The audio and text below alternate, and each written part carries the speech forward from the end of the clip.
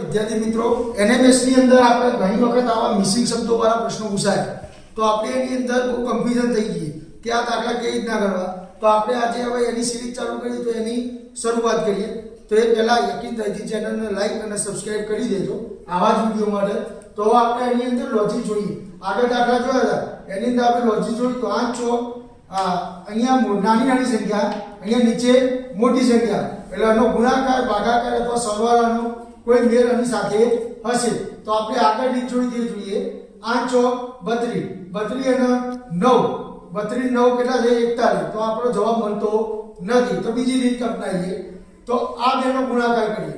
9 ચોક 36, 36 અને 8 કેટલા થઈ?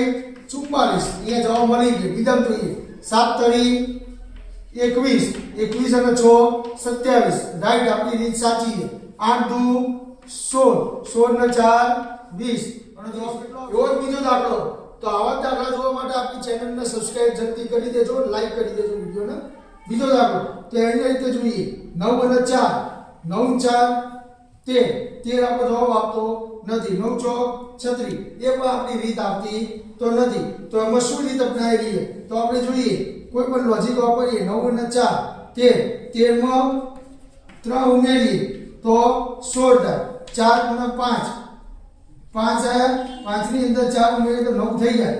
9 અને 16 તો કેટલા થાય? 9 અને 16 25, 25 ની અંદર 5 ઉમેરીએ તો 30. 30 જવાબ આપણે જવાબમાં આપેલો નથી. એટલા માટે આપણું આવું લોજિક ખોટું પડી ગયું. તો ઘણી વખત બાળકો આપણને આ રીતે લોજિક કરીને આપણે પરીક્ષામાં ખોટું પડે તો આપણે હિંમત હારી જઈએ. પણ ના, આપણે બીજી રીતે જોવાની. તો શું જોઈએ? જો 4 આપેલા, 4 એ શું? 2 નો વર્ગ. 9 એ શું? 3 નો વર્ગ.